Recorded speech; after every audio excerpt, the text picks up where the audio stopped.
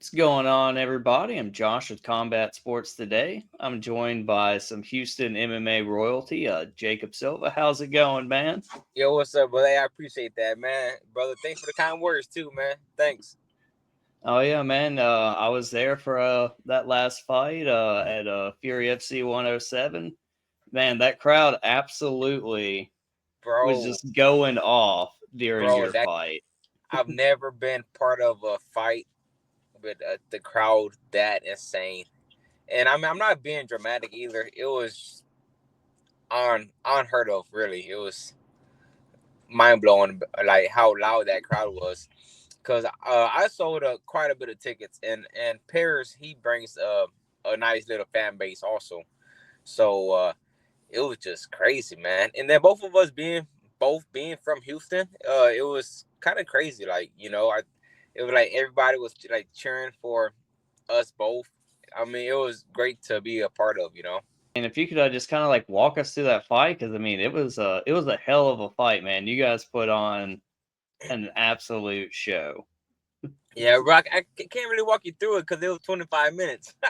But I mean the first and second round went how I thought it would go. I didn't think he would stammer me too long, and then he took me down, but I was also able to like get up. I'm not gonna say easy, but I was able to like get up. And then the third, fourth, fifth round was really my fight. That was he really fought my fight. It really went the way that I wanted it to. He he was just throwing straight punches and kicks, you know which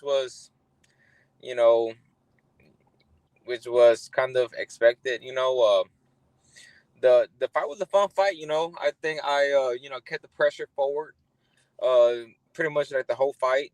you know I do think I did win the fight, even though it was a split decision. I think I did win the fight, not by luck or anything like that, but I think I stole a couple rounds also by being aggressive, being active, towards the end of each round. Um, you know, throwing more, you know, kicks, body punches, head punches, not just trying to, go for the head. I like mixing it up, changing levels and stuff. It was a good fight. Paris is good. Hey, I mean he's probably the best guy I've ever fought. It was good. During the introduction, we said you were some Houston MMA royalty. So I'm just going to give the people a little background, a little bit. Started the amateur career in, I think 2011. Won a Yeah, handful of AMI titles. yeah, 14 pro wins, multiple time Fury FC flyweight champion, and Fury FC Hall of Famer as well. yes. So, and you're on a 3 fight win streak with some good prospects there. So I gotta ask, why are you deciding to hang the gloves up now on such a phenomenal streak? Well, so I do have a son. My son, he's a year and a half, and then my wife, she's pregnant now, right? So we're having another child. Uh, it's not about me being on a streak. Just I've spoken to Mick. I'm 37 years old, 14 and 11. Um, I spoke to Mick. I asked him if there was any chance that I could even get another shot. This was last year. He said, "I'm gonna be honest. There's no chance." I said, "Okay, cool." One of my buddy, y'all might know him, Derek Lewis. I was talking to him. He told me he spoke to Dana. You know, about me also. And Dana White said the same thing. Like, nah, Jacob's too old. His record, is not the best, which is all true. And Derek said that. Dana White even said like there's not really a chance. So you know, on the local scene, you don't really make that much money. So it's like, you know, what am I fighting for? Few $1,000. It's not really worth it. I just rather spend time with the family. And try to grow my freaking business that I have also. I mean, fighting is fun. It's I love it, but you know, if the two main guys both said there's not a chance, then I'm not gonna Yeah. be a gatekeeper for like anyone. I don't want to be. I also don't want to be that freaking stepping stone either, for fighters to use my name as a step stool till I get to the next level. So and I mean I haven't taken a lot of damage. I still talk good. Everything's fine. I don't have memory loss or anything, but I mean, again, what am I fighting for? Like, if there's no chance of me getting to the next level, then fuck it, might as well just leave, on top, and it is what it is. Now I do have one more fight on this Fury contract, but do I have to fill it out? I don't know. Nick Pinicini, he did call.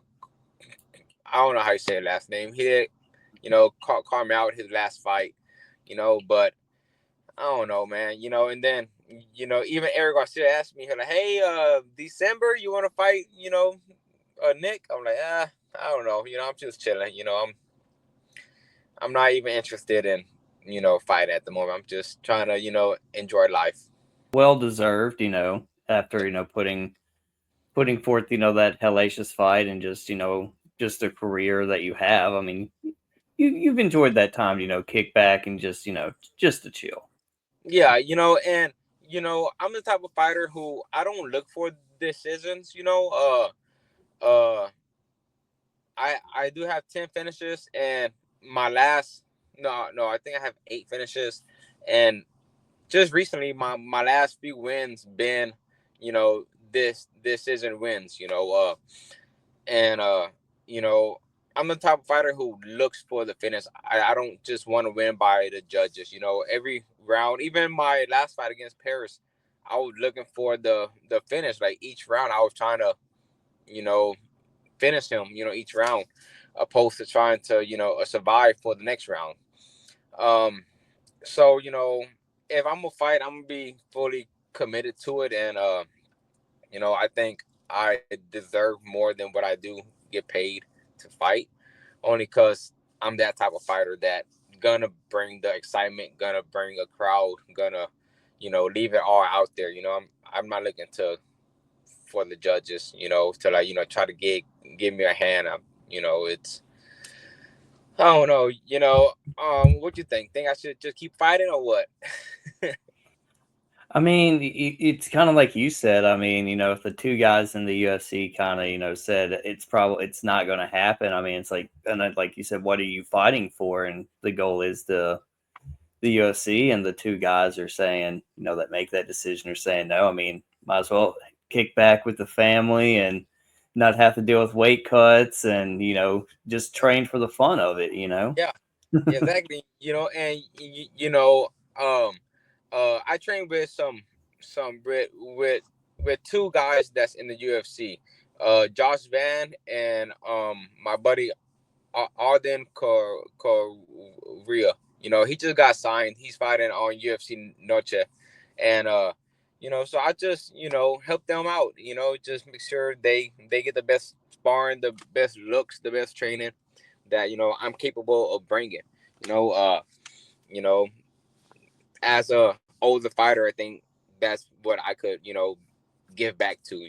Give back to them guys. Try to help them reach the next level.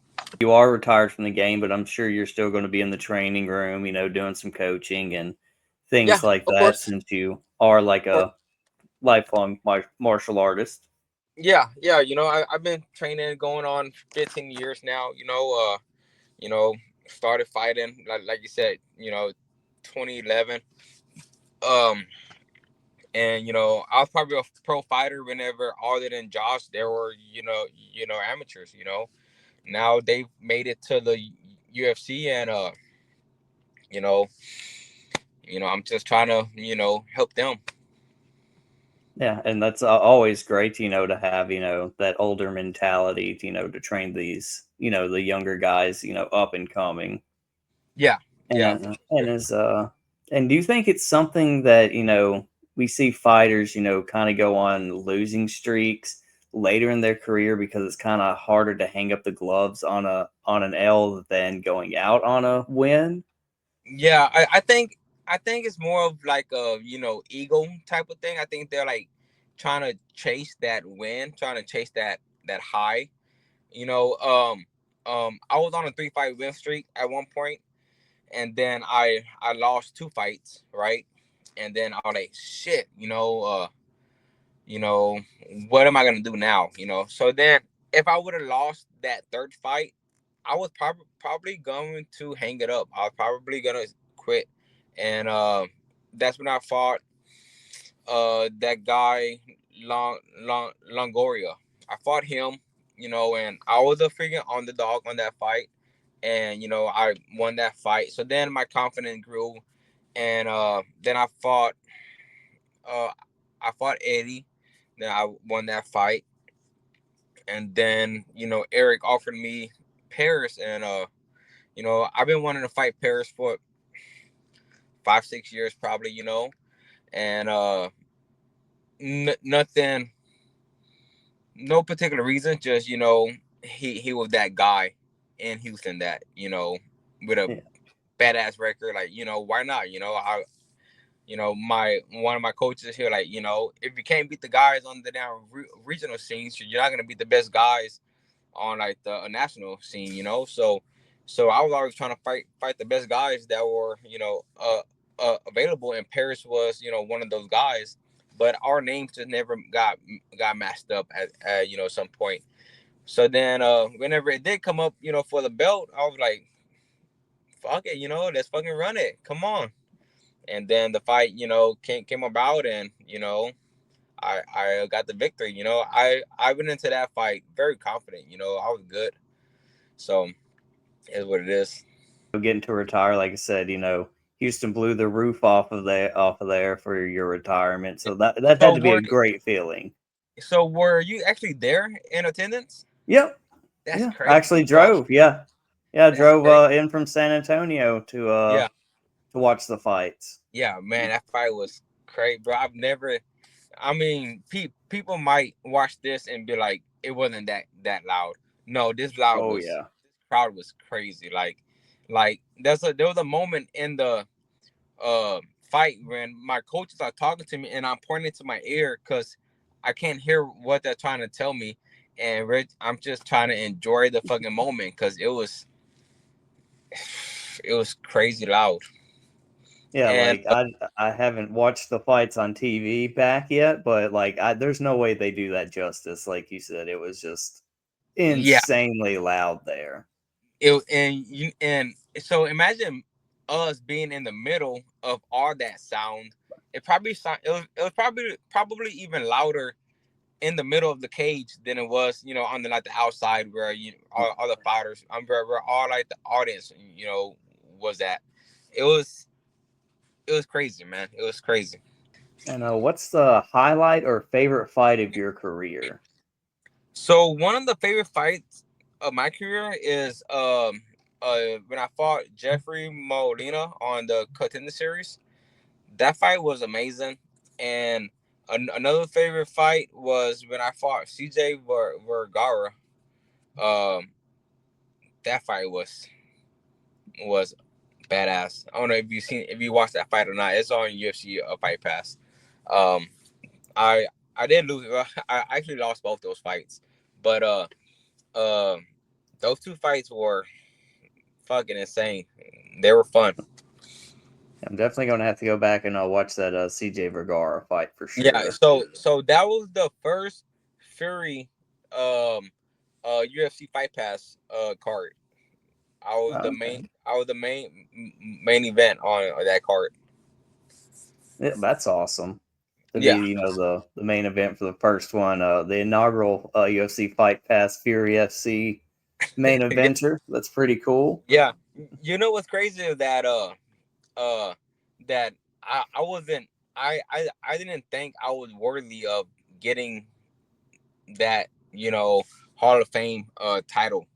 I just and then once Eric and Richard Burmaster, once they started to like tell me everything that I've done for them, I was like, shit, I've done a lot, I was Eric's first amateur champion also, and then I was his first pro champion too. So I mean, I've been with Eric for a while now, and then my this is completely off topic, but my very first fight was my first amateur fight was a title fight also. Oh Yeah. wow. Yeah, I fought for Mick Maynard. He owned Legacy Fighting Championship before he got called up, and I fought for Legacy Amateur Series belt also. So Wow. yeah, I fought Ricky Tercios twice as amateur. Y'all should know Ricky. He won the Ultimate Fighter. I don't know what season, but me and Ricky, we go way back also. Man, yeah, it sounds like now you just need to hop on the FuryFC desk now, give Alex a Oh break shit! every now and again, Yeah, hop I back there, should. do some commentating now, I should, man. Yeah, but so yeah, I've been around the block for quite a while, but I mean, if it wasn't me, it was gonna be somebody else. So, Absolutely. but yeah, so I take great pride in the and Fury, letting me become this person that they allowed me to become. And it's not by chance. I just when they call my name, I fucking step up.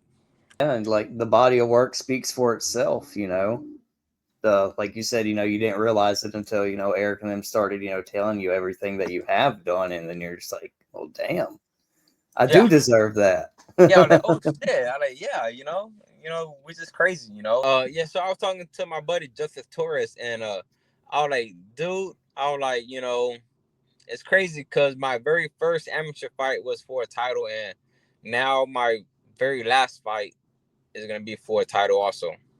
So it's just it's crazy, It's coming full circle, man. It came full Yeah, circle. full circle, bro. For real, bro. And if you had one piece of advice to tell your younger self just now starting the fighting journey, what would that piece of advice be? Man, you know what? I would just tell them just to keep showing up. Just keep showing up. Don't take any days off. Just keep showing up. Don't worry about you know who's doing what. Who's doing better than you. Just just keep showing up. There's no other way you're gonna get better. There's no shortcut. There's no secret. You just gotta just just keep showing up.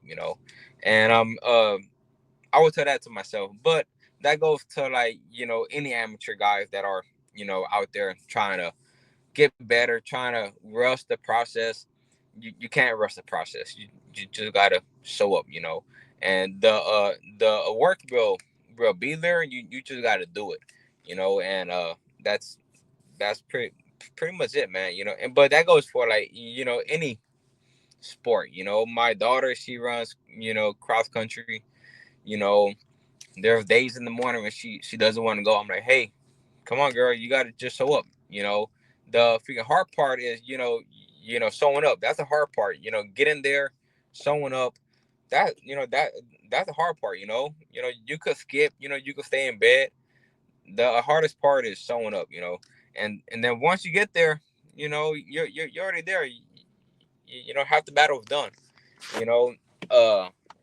So yeah, if I could give myself some kind of advice, I would tell to myself just keep showing up, because there were some days that uh I took days off. I didn't show up. I was being lazy, But I also didn't have a mentor. I didn't have a guide, besides my coaches, at that time. Uh but again, I kind of started late. Also, I was 21. No, I was 20. I was 20 when I started training. Then I had my first fight within like 6 months. So my daughter was just born. Also, so I was a grown man now. With a whole family. But that's completely off topic. But yeah, to like answer your question, I would just say, keep showing up. No matter what. I'm thinking about that fight in December, only to fulfill my contract that I told Eric. I will fulfill. I I don't want to, cut any. I don't want to burn, any bridges, by not fulfilling my, contract, because I do have, one fight left on this contract, and my main goal was to